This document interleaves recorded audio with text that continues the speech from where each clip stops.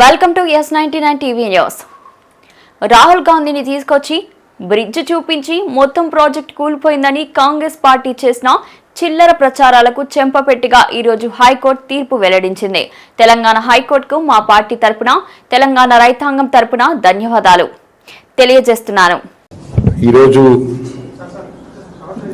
మళ్ళీ ఒకసారి ఒక తెలుగు నానుడి నిజమైంది అని నాకు మన రాష్ట్రం యొక్క అత్యున్నత న్యాయస్థానం తీర్పు చూసిన తర్వాత అనిపించింది.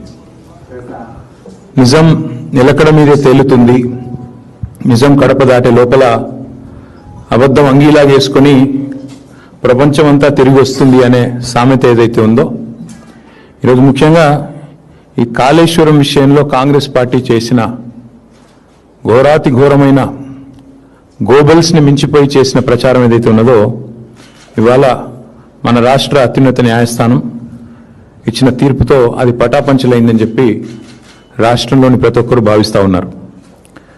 అబద్ధాలతో అద్భుతాల నిజానికి చాలా కాలం దాచలేరు. కాళేశ్వర మహత్యాన్ని కూడా కనిపించకుండా చేయలేరు.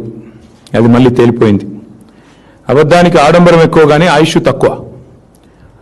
రాహుల్ గాంధీ గారిని తీసుకొచ్చి ఆ బరాజ్ మీద నిలబెట్టి అక్కడ ఉన్న ఒక పర్రెని చూపెట్టి ఇది మొత్తం కూలిపోయింది, కొట్టుకపోయింది అని చెప్పి ఏదైతే చిల్లర ప్రచారం చేశారో, ఇవాళ అది కొట్టుడు పోయింది. అంతిమ విజయం సత్యానిదే అని రుజువైంది.